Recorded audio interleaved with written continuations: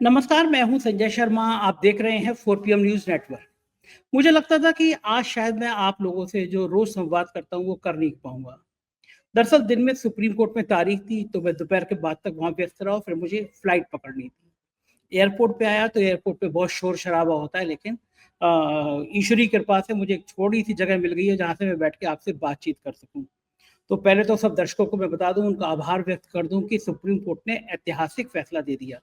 दरअसल 29 तारीख को जब मेरा यूट्यूब बंद किया गया था और भारत सरकार की तरफ से यूट्यूब को लिखा गया था कि मैं नेशनल सिक्योरिटी के लिए खतरा हूँ, तो मुझे बहुत दर्द हुआ था कि मैं देश के लिए एक जान दे दूँ 1 मिनट में और मेरे लिए कह रहे हैं नेशनल सिक्योरिटी को खतरा है। तो वो मुझ पे टेस्ट कर रही थी, अगर मेरा चैनल बंद हो जाएगा तो फिर देश के बाकी, चाहे वो रवीश कुमार हो या कोई भी हो, उन सबके चैनल बंद कर लेंगे, आसानी से बंद कर लेंगे। तो वो मुझ पे प्रयोग करके देख रहे थे कि क्या होता है। मैं सीधा सुप्रीम कोर्ट आया, सुप्रीम कोर्ट में आके रिट करी और रिट करने के बाद में भारत सरकार को नोटिस जारी हो गया कि आपने किस तरह बंद किया, क्योंकि बिना नोटिस ये बंद नहीं किए जा सकते। अब कपिल सिब्बल साहब, मेरे अधिवक्ता हैदर साहब, तला साहब, ये खड़े हुए। अब कपिल सिब्बल साहब का भारी भरकम नाम है और कानून के इतने विशेषज्ञ हैं, तो सरकार को नोटिस जारी कर दिया गया। अब सुप्रीम कोर्ट में आज तारीख थी। सरकार की तरफ से कहा गया, जैसी सुनवाई हुई कि साहब हमने तो इनका यूट्यूब चैनल शुरू कर दिया, तो केस खत्म कर दिया जाए। लेकिन कपिल सिब्बल साहब ने बताया कि एक एनजीओ की रिट थी पहले की, और उसमें ये चल रहा था कि उस एनजीओ ने जो आईटी एक्ट की धाराएं हैं, जिसमें व्यक्ति की सेंसरशिप लागू थी, उसके खिलाफ एक रिट की थी। तो कपिल सिब्बल साहब को कहना था कि हमारी रिट को भी उससे संबद्ध कर दिया जाए। सरकार के वकील को ये बड़ी समस्या थी, अगर हमारी रिट उससे संबद्ध हो जाएगी तो बहुत ज्यादा परेशानी हो जाएगी, फिर हमारे सारे तर्क और सुनने को मिलेंगे। तो उन्होंने विरोध किया, लेकिन अंततः हमारी रिट भी उससे संबद्ध हो गई। अब अगर जो आईटी एक्ट के प्रावधान पे सुनवाई होगी तो हमको भी सुना जाएगा, मतलब कपिल सिब्बल साहब को भी सुना जाएगा। इसके बाद मैं खास तौर से बातचीत कर रहा था एक बेशरम मिनिस्टर के बयान पे। मध्य प्रदेश के कैबिनेट मिनिस्टर हैं और उस कैबिनेट मिनिस्टर साहब ने बहुत बढ़िया बयान दिया है। विजय शाह नाम है। और आपको याद होगा, सोफिया कुरैशी जो ब्रीफिंग करने आ रही थी, जब भारत पाकिस्तान के बीच में झड़प चल रही थी, तो ब्रीफिंग करने आ रही थी। पूरे देश में सोफिया कुरैशी को इतना सम्मान दिया गया, मतलब एक एक व्यक्ति ने सम्मान दिया कि ये महिला है जिसने एक जवाब दिया पाकिस्तान को, क्योंकि पाकिस्तान लगातार हमारे देश में जो धर्म पूछ के जो मारने वाली बात थी, जिसको गोदी मीडिया ने भी बहुत फैलाया। आतंकी चाह रहे थे कि इस बात को ज्यादा फैलाया जाए जिससे भारत में हिंदू मुसलमान का भेद पूरा हो। लेकिन सोफिया कुरैशी आई तो एक मैसेज गया कि भारत में हिंदू मुसलमान सब प्यार से रहते हैं। लेकिन ये जो मध्य प्रदेश का बेशरम मिनिस्टर है, इसका नाम है विजय शाह, और ये कह रहा है कि तुमने जिस तरह हमारे माँ बहनों के संग किया, तो हम, सोफिया कुरैशी ये कह रहा है कि हमने भी आतंकियों की बहन को हम ले आए। मतलब इससे बेगैरत, इससे बेहया, इससे बेशरम मिनिस्टर का बयान नहीं हो सकता। और वो मिनिस्टर साहब बड़े तकदीर वाले हैं, वो भारत जैसे देश में हैं जहाँ पे सेना की एक बहादुर महिला के लिए इतना बेहुदा बोल के वो मंत्री बने बैठे हैं। कायदे से अगर मोदी जी में नैतिकता की बात है, अगर मोदी जी कहते हैं कि ये सिंदूर की रक्षा है, ये माताओं बहनों को समर्पित है, तो तत्काल इस मिनिस्टर को बर्खास्त किया जाना चाहिए। लेकिन मुझे पता है कि होगा नहीं, क्योंकि जो जितना बेशर्मी से, जितना नंगेपन पे उतर के गंदे गंदे कमेंट कर दे, वो सरकार में और सम्मान पहुंचाता है। दूसरी बात, जो मैं जिस मुद्दे पे बात करना चाह रहा था, वो ये हुआ कि अभी युद्ध में हमने क्या खोया क्या पाया, इसके विमर्श चल रहा है। जिस तरह की सेंसरशिप लागू है, 4 पीएम को सिर्फ इसलिए बंद कर दिया गया कि हमने सवाल पूछा था, भाई पहलगाम में सिक्योरिटी क्यों नहीं थी, आतंकी कहाँ से घुस गए, तो 4 पीएम को प्रतिबंधित कर दिया गया। लेकिन बड़ा सवाल अब भी आ रहा है कि राफेल के शेयर क्यों गिर गए। टेलीग्राफ ने छापा कि राफेल विमानों को पाकिस्तान ने गिरा दिया। मैं दुआ करूंगा कि ये खबर झूठी हो, गलत हो, पाकिस्तान की औकात ना हो कि वो राफेल की तरफ आंख उठा के देखे।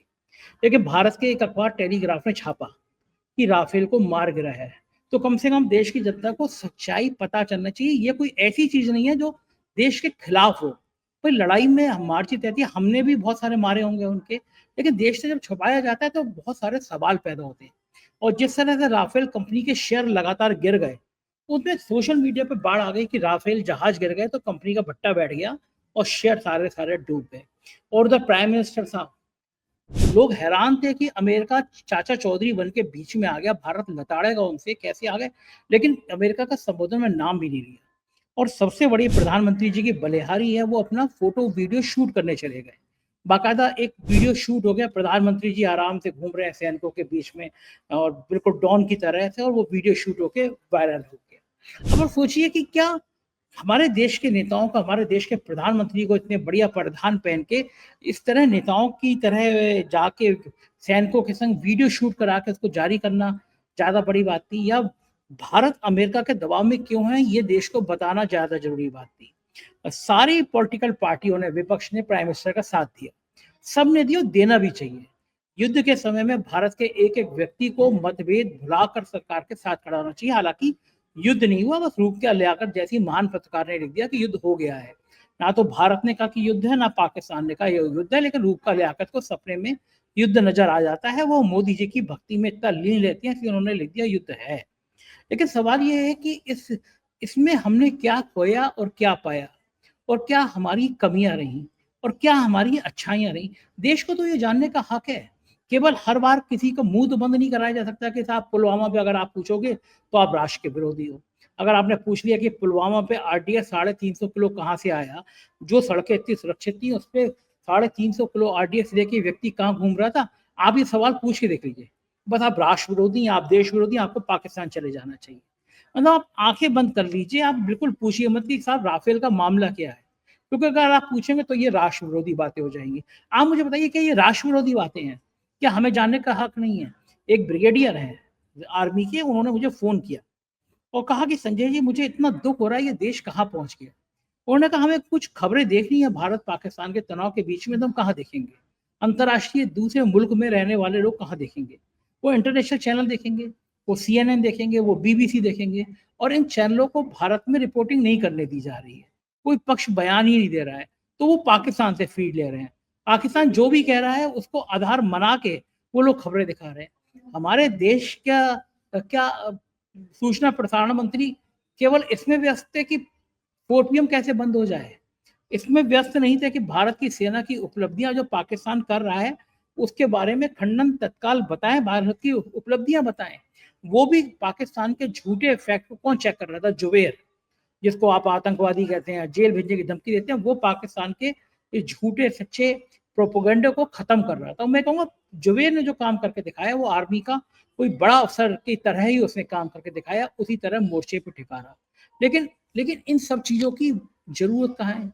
आम आदमी पार्टी के सांसद हैं संजय सिंह, उन्होंने बहुत महत्वपूर्ण सवाल पूछे हैं और मेरी दृष्टि से जो सवाल हैं, वो किए जाने चाहिए। उनका सवाल है कि पहला सवाल है कि जब भारत की सेना पाकिस्तान अधिकृत कश्मीर पर कब्जा कर सकती थी, 21 के 21 आतंकी ठिकानों को तबाह कर सकती थी, बलूचिस्तान को पाकिस्तान से अलग कर सकती थी, ऐसे समय पर ट्रंप के कहने पर आपने सीज़ फायर की घोषणा क्यों की? बिल्कुल जायज़, 100% जायज़ सवाल। दूसरा सवाल, पूरा देश पूछ रहा है कि ऑपरेशन सिंदूर की शुरुआत बहनों के माथे से सिंदूर उजाड़ने वाले आतंकवादियों को मारने के लिए हुई थी। वो आतंकी कहाँ हैं? आप मेरे को बताइए ना, कायदे की बात है। आपने 4 आतंकवादियों को कि घुस के मारेंगे और उनका जवाब देंगे और ये करेंगे। आज कुछ ज़िक्र ही नहीं है वो आतंकवादी कहाँ चले गए? वो पाकिस्तान वापस चले गए, हमारे यहाँ घूम रहे हैं, पता नहीं। उन आतंकवादियों को मौत के घाट कब उतारा जाएगा, ये भी संजय सिंह ने पूछा है। तीसरा सवाल, कल जो ट्रंप ने आपके संबोधन से कहा कि दोनों देशों को व्यापार की बंदी कराकर धमकी देकर उसने सीज़फायर करा दिया। एक-एक हिंदुस्तानी जानता है कि अमेरिका का पाकिस्तान के साथ कौन-सा व्यापार हो रहा है। जो खाने को मोहताज है वो क्या व्यापार करेगा? व्यापार तो भारत के साथ हो रहा है। तो आपको व्यापार की धमकी लेकर दबाव क्यों डाला उसने और आपने जवाब क्यों नहीं दिया? चौथा सवाल, ट्रंप कह रहा है कि पाकिस्तान महान शक्तिशाली देश है। आप खुलेआम कहिए कि पाकिस्तान आतंकवादी देश है। कहना भी चाहिए भई, आपके ऊपर आरोप है कि नवाज़ शरीफ की बिरयानी खाने आप गए। आपने जहाज़ उतार दिया वहाँ पे, तो आपको कहने अब आपको ही कहना पड़ेगा कि पाकिस्तान आतंकी देश है। बुलाइए संसद का सत्र, हम सब मिलकर पास करेंगे, पाकिस्तान आतंकीवादी देश है। ये संजय सिंह का कहना है कि सत्र बुलाइए और पूरा विपक्ष कहेगा कि पाकिस्तान आतंकी देश है। 5वां सवाल, प्रधानमंत्री जी आपने कहा कि ये आतंकवादी घटनाओं को आगे अंजाम नहीं देगा, सैन्य दुस्साहस नहीं करेगा। जैसे ही सीज़फायर का ऐलान हुआ 3 घंटे के भीतर इसका उल्लंघन हुआ, कैसे उसने दुस्साहस दिखाया।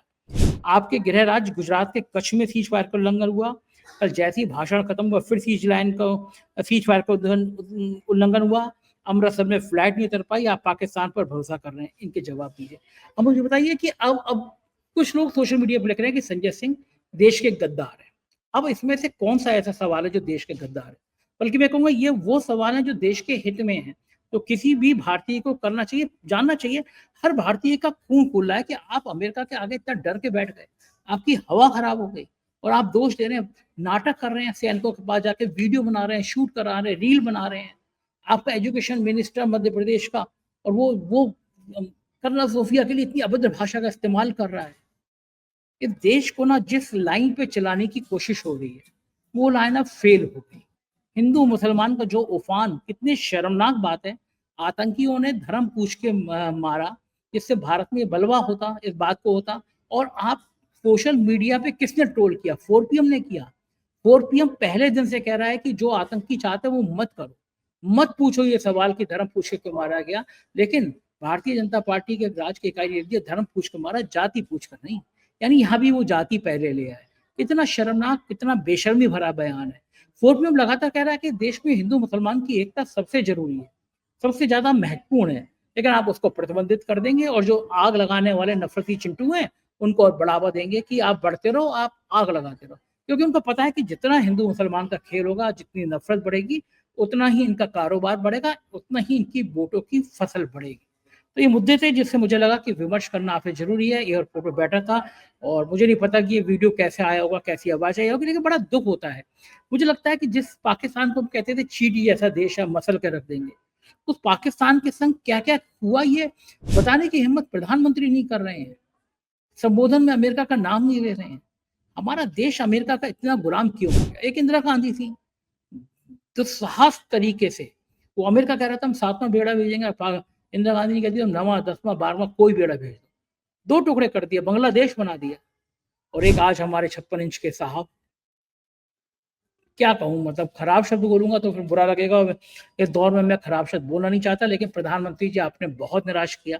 भारत के लोगों का बहुत अपमान हुआ। अमेरिका की इतनी हैसियत बढ़ी। आप मुझे बताओ कि किस बात पे आप अमेरिका के भरोसे की बात कर रहे हो, अमेरिका की बात मान रहे हो? अमेरिका चाचा चौधरी है हमारा। ये वो अमेरिका है जिसे भारतीयों को हथकड़ी और बेड़ी लगा के वापस किया था। दुनिया के किसी भी देश की बेइज्जती नहीं करती जितनी भारत की करी थी। आप तब भी इस पर यकीन कर रहे हो? ये देश आपसे सवाल करना चाहता है। आपने युद्ध में गए तो आपको पता नहीं था कि आपकी तैयारियां कितनी हैं? क्यों फेल हुए हैं? फेल हुए तो आप सर्वदलीय बैठक में जाएंगे नहीं। कितनी शर्मनाक बात है। विपक्ष साथ दे रहा है, आप सर्वदलीय बैठक में जाना नहीं चाहते। बहुत शर्म की बात है। और काश भारतीय जनता पार्टी के नेताओं को इन सब बातों को सुन के शर्म आए और वो ये महसूस करें कि 4PM जैसे चैनल को बंद कराने से कोई फायदा नहीं होगा। असली हकीकत देश जान जाएगा। और आज सुप्रीम कोर्ट ने, मैं फिर जय संविधान कहूंगा, सुप्रीम कोर्ट को सलाम करूंगा। कम से कम सुप्रीम कोर्ट ने लोकतंत्र की अभिव्यक्ति को जिंदा रखा, 4PM को जिंदा रखा। कहा सरकार से, और सरकार डरी कि सुप्रीम कोर्ट फैसला ना देते। कम से कम आज सुप्रीम कोर्ट नहीं होता तो ये लोग 4PM चैनल को बंद कर देते और फिर एक के बाद एक चैनल को बंद करते रहते। डरते हैं ये लोग उन लोगों से बहुत डरते हैं जो सच बोलते हैं। लेकिन ये आपका चैनल है, सच बोलता रहेगा। आपका प्यार मेरे लिए बड़ा महत्वपूर्ण है। चैनल को सब्सक्राइब और ज्वाइन करिएगा। शुक्रिया, थैंक यू।